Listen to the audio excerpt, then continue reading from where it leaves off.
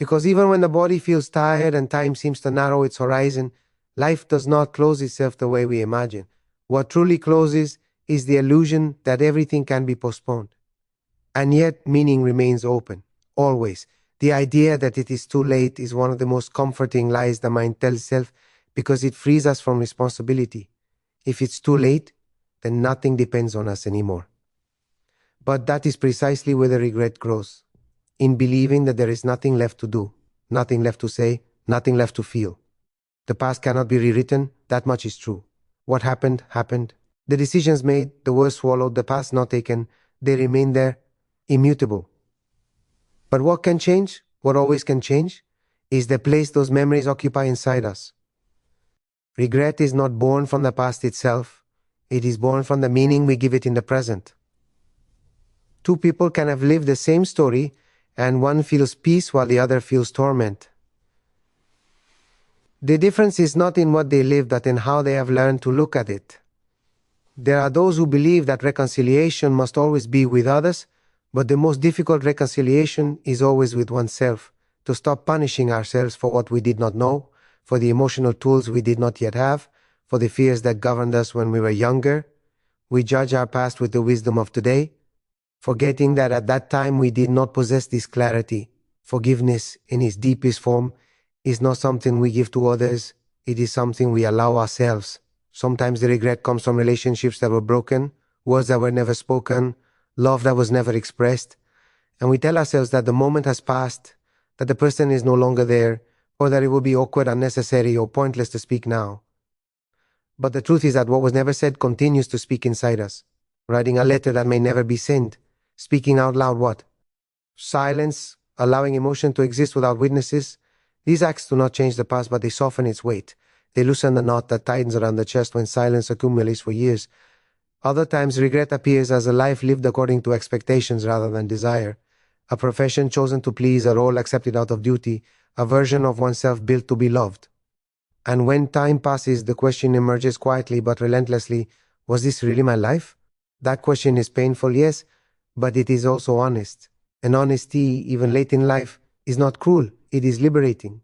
Because recognizing that we live parts of our life disconnected from ourselves opens the possibility of reconnecting now, even if the stage is different, even if the body moves slower. Meaning is not created only through grand gestures, it is created in small, intimate decisions, allowing oneself to feel, to speak, to listen, to let go of resentment, to ask for forgiveness, or to offer it without being asked. It is created when we choose to stop living in permanent defense against pain and allow tenderness to exist again. Regret diminishes when life stops being measured by what is missing and begins to be valued by what can still be given. And there is something deeply transformative that happens when a person accepts their story without idealizing it or condemning it. When one can say, this was my life. It was imperfect. I was imperfect. And still it was mine. In that acceptance, the fear of death loses its sharpness, because death frightens us most when we feel unfinished, unresolved, or disconnected from ourselves. Peace does not come from having lived a perfect life, but from having made peace with an imperfect one. Leaving a legacy is not about being remembered for achievements. It is about the emotional trace we leave behind, the calm in our words, the sincerity in our presence, the way we allow others to be who they are. Even in the final chapters of life, we continue teaching not with advice, but with how we inhabit our own truth. And when regret no longer dominates, what remains is something quieter, but much stronger, a sense of completion that does not need applause. Because while time cannot be extended, meaning can still deepen. And when meaning deepens, fear fades, and what remains is a simple, powerful truth. As long as we are alive, something essential can still be healed. Because what truly haunts us over time is not the mistakes we made, but the words that stay trapped inside us. Errors, even painful ones, tend to have an ending. They explode, they hurt, they leave consequences, and then life forces us to move on. Silence, on the other hand, has no ending. It settles in quietly and stays. It becomes a companion that grows heavier with the years, because every unspoken word carries with it a version of ourselves that never got the chance to exist. We often believe that staying silent is a way of protecting others, or protecting ourselves. We tell ourselves it was better not to say anything, not to complicate things, not to disturb the balance. But silence is never neutral. What we do not say does not disappear. It turns inward. It becomes tension in the body, distance in relationships, a constant feeling that something is missing. Over time, that silence transforms into regret, not because we spoke too much, but because we denied ourselves the right to be heard. Many people reach later stages of life and realize that the moments that hurt the most are not the arguments they had, but the conversations they avoided. The I love you that felt embarrassing, the I'm sorry that felt humiliating, the this hurts me that felt dangerous. We underestimate the cost of emotional restraint. We think silence keeps us safe, when in reality it slowly erases us. There is a particular pain that comes from never having shown who we truly were, from having adapted, endured, complied, from having been strong when said we really needed was to be honest. Strength, as it is often understood, demands silence.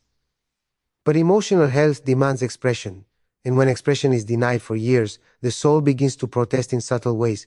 Restlessness, sadness without a clear cause, the feeling that life somehow passed us by. What makes silence even heavier is that, unlike mistakes, it offers no memory of release. A mistake is an action, silence is an absence, and absences are difficult to grieve, because there is nothing concrete to point to. You cannot say, this is where it happened. All you can feel is the weight of what never took shape. That is why, when people reflect on their lives, they rarely say, I regret having spoken. More often they say, I regret not having said anything. And yet, even here, the mind tries to protect itself by saying it's too late. Too late to explain, too late to clarify, too late to express. But emotional truth does not obey clocks the way the body does. Speaking does not always require an audience. Sometimes it requires courage. Writing what was never said. Saying it aloud even if no one answers. Allowing tears to accompany words that arrive decades late. These acts do not change the past, but they change our relationship with it. There is also another silence that hurts deeply. The silence we maintain with ourselves, ignoring our own discomfort, our own desires, our own limits, telling ourselves to endure, to adapt, to not complain. Over time, that internal silence becomes self-abandonment, and the regret that follows is not about others. It is about having disappeared from our own life.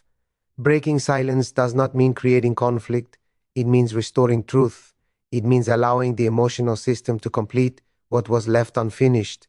And when silence finally breaks, something remarkable happens. The fear softens, the fear of death, the fear of endings, the fear of looking back, because there is relief in knowing that even late we dare to speak. Regret loses power when words finally find their place. And in that release, life feels lighter, not because it was perfect, but because it was finally honest. Time has a way of stripping life down to its essentials. As the years pass, the noise begins to fade. The rush to prove, to accumulate, to impress slowly loses its urgency. What once felt vital starts to feel secondary, and what was once postponed begins to demand attention. This is not sadness, it is clarity. And clarity can be uncomfortable, because it reveals how much energy we invested in things that, in the end, did not hold us when we needed it most. In earlier stages of life, time feels abundant. There is always later. Later to call, later to forgive, later to rest, later to live differently. When time becomes more visible, when it is no longer an abstract idea but a felt reality, the mind reorganizes its priorities. And in that reorganization, a quiet realization emerges. Relationships were never optional. Presence was never replaceable. And love, once postponed, does not return in the same form. This is often when regret appears, not as a dramatic emotion, but as a soft, persistent ache. The ache of having chosen productivity over presence, duty over desire, routine over connection. We begin to see that many of the things we chased were promises that never truly delivered. Success did not protect us from loneliness. Control did not guarantee peace. And strength, when misunderstood, left us isolated. Time also reveals something else. How much of life was spent wearing roles. The role of the responsible one, the strong one, the provider, the one who never complains. Roles are useful, but they are not identities. And when time removes the applause, we are left alone with ourselves, asking who we are without the performance. That question can feel frightening, but it is also an invitation to finally meet the person who has been waiting beneath the expectations. As this awareness grows, people realize that the deepest losses were not material, they were emotional, missed moments, unattended grief, joys that were postponed in the name of seriousness. The irony is that these realizations do not come to punish us, they come to realign us. Time, in this sense, is not cruel, it is honest, it shows us what mattered all along, even when we were too distracted to see it. This is also why the fear of regret intensifies with age. Not because life is ending, but because illusions are. When illusions fall, truth stands exposed, and truth asks for reconciliation. It asks us to forgive ourselves for not knowing then what we know now. It asks us to stop measuring our life by outdated standards and begin valuing it by what still feels alive. What remains important is surprisingly simple: being present, being sincere, being emotionally available. These things do not require youth or strength or perfect circumstances. They require attention. And attention, unlike time, can still be offered, even now. Especially now, because when time reveals what truly matters, it also gives us one final gift: the chance to choose differently, not in grand gestures, but in how we relate to ourselves and others from this moment on. And in that choice, regret begins to loosen its grip, making space for a quieter, more enduring peace. Even when the past seems fixed and immutable, the present always offers a chance to act differently, not to undo what has happened, but to transform its impact on our lives. Many people believe that the window for meaningful change closes as we age, that the moments for reconciliation, forgiveness, and self-expression are behind us. Yet this belief is precisely what gives regret its power. It convinces us that we are trapped in a story we no longer control, when in reality the story continues with every conscious choice we make, no matter how small. What we can do now is not about rewriting history, it is about resignifying it.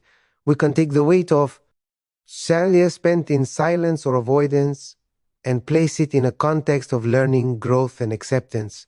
The conversations we never had, the emotions we never allowed ourselves to feel, the risks we never took, these do not have to define the remainder of our lives. By acknowledging them and naming them, we reclaim their energy and redirect it toward understanding, compassion, and authenticity. Forgiveness, both of ourselves and of others, becomes the central tool in this transformation. To forgive oneself is to recognize the limitations of past knowledge, the fears that guided decisions, and the circumstances that constrained action. It is to see that our intentions were shaped by what we knew, not by what we wish we had known. To forgive another is not necessarily to reconcile externally, but to release the internal bond of resentment that binds us to unresolved pain. These acts of forgiveness are profound because they allow life to continue without the constant pull of unfinished emotional business. In addition, expressing what has been hidden or restrained is crucial. Even late in life, we can speak words we never said, write letters we never sent, or articulate thoughts that were suppressed. These gestures are not about changing what happened, they are about releasing the emotional charge associated with it. Saying "I love you," "I am sorry," or "thank you" may not alter past outcomes, but it changes the way we carry those moments internally. They move regret from being a heavy burden to becoming a gentle reminder of our capacity for awareness, connection, and courage. Resignifying life also involves embracing the imperfections of our journey. No life is lived perfectly, and no person navigates every challenge flawlessly. Peace does not come from erasing mistakes, but from weaving them into a coherent narrative that honors both our struggles and our growth. Accepting that we acted as best we could, with the tools and understanding available to us at the time, creates space for self-compassion and gratitude. In this light, even the choices we regret become teachers rather than punishers. Finally, the awareness that meaning can still deepen allows the fear of regret to diminish. Each act of honesty, each moment of attention given to oneself or another, each gesture of reconciliation becomes an active choice to live fully in the time that remains. Even in the last chapters of life, one can cultivate a sense of purpose, leave emotional traces of love and care, and experience a quiet, profound fulfillment. And in this process, something remarkable happens.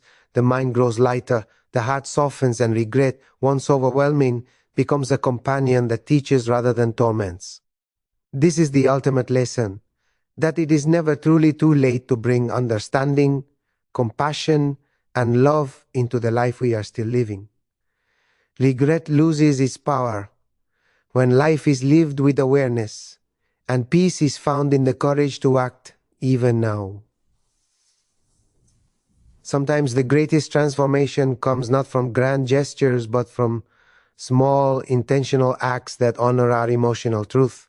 In these later years, the challenge is often not in facing the external world, but in confronting the internal landscapes we have avoided, our fears, our disappointments, and the stories we have told ourselves about who we are. Each unexamined thought, each suppressed emotion, and each postponed conversation accumulates over decades, creating a subtle weight that can cloud the present. Yet the astonishing truth is that even a single moment of awareness can begin to shift this balance. We can start by looking at our own lives with honesty and compassion. This does not mean harsh self-criticism or dwelling on failures, but a gentle acknowledgement of the choices made, the paths taken, and the opportunities missed. It is an acceptance that our life has been uniquely ours, flawed, beautiful, challenging, and full of unexpected lessons. By reframing our experiences in this way, the past becomes a source of insight rather than a source of torment. The regret that once felt heavy begins to soften, transforming into guidance for how to engage more fully with the present. Connection is a vital part of this process. Even if we cannot change the past, we can still strengthen relationships that remain. A phone call, a written note, a heartfelt conversation. All these gestures create bridges over the gaps left by years of silence or misunderstanding. They remind both ourselves and others that presence, attention, and honesty matter far more than perfection or timing. Emotional expression is never wasted, even if it arrives later than we wished. Another essential aspect is embracing the impermanence of life with awareness rather than fear. Time may limit our actions, but it does not limit our capacity to reflect, to feel, or to choose. Awareness itself is a powerful tool against regret because it allows us to live each remaining day with intention. When we act consciously, expressing love, acknowledging mistakes, seeking forgiveness, or simply appreciating the moment, we reclaim agency over our emotional experience. The past remains unchanged, but its hold over us diminishes. We also learn that leaving a legacy is not measured by achievements or recognition, but by the emotional imprint we leave on those around us. Kindness, understanding, patience, and truthfulness become the markers of a life lived meaningfully. Each act, however small, sends ripples that outlast our physical presence. When regret is replaced with these conscious acts, life gains depth and coherence, even in its final stages. Ultimately, the most profound lesson is that it is never too late to create meaning. Even when years have passed, the power to resignify experiences, heal relationships, and cultivate inner peace remains. Life offers us opportunities for reconciliation with ourselves and others until the very last breath. By embracing these opportunities, we allow regret to transform from a source of suffering into a catalyst for growth and serenity. And in this awareness, we find that peace is not a distant destination, but a choice we can make here and now. What emerges from all of this is the quiet, undeniable truth that life, no matter how long or short, is still alive within us, and so is the possibility of change. The years behind us may hold regrets, unspoken words, and paths not taken, but the present remains fluid. It is the only place where action, understanding, and reconciliation can take root. To recognize this is to reclaim freedom from the weight of accumulated should-haves and what-ifs. Every conscious choice to speak, to forgive, to express, or simply to feel is a way of reshaping the narrative that has been quietly building inside us for decades. There is a misconception that older age is a time of endings, but in reality, it is a time of reframing. While we cannot return to the moments that pass, we can still engage fully with the moments that remain. By reflecting on our experiences and allowing ourselves to process them with honesty, we transform regret from a chain that binds us to the past into a guide that illuminates the path ahead, understanding that even late acts of love, courage, and honesty can carry immense significance, frees the heart, and lightens the spirit. This process also involves accepting imperfection, both in ourselves and in the lives we have lived. Life does not present us with flawless choices, and no person can navigate all challenges without error. Peace arises not from perfection, but from integrating the messy, complex human parts of our story into a coherent whole. When we allow ourselves this acceptance, the past loses its oppressive weight, and regret becomes a teacher rather than a tormentor. Every mistake, every silence, every disappointment gains a role in shaping a deeper understanding of who we are. Furthermore, the emotional legacy we leave is not measured in material accomplishments, but in the depth of our presence and the authenticity of our interactions. Even in the twilight years, a kind word, a reconciliatory conversation, a genuine expression of love can ripple outward and leave a lasting impression. These small acts hold more power than the grand gestures of youth because they emerge from wisdom, sincerity, and the recognition of time's value. In giving in this way, we also reclaim parts of ourselves lost to fear or inaction, and we transform potential regret into meaningful engagement. Ultimately, the courage to act now, to address what can still be addressed, and to embrace what cannot be changed, leads to a profound sense of completion. The fear of death softens because what truly matters, the relationships nurtured, the truths expressed, the heart made whole has been attended to. And when this understanding settles in, life, even at its final stages, can feel whole, meaningful, and reconciled. Regret loses its hold when we act with awareness, and peace is found in choosing, in this moment, to live fully,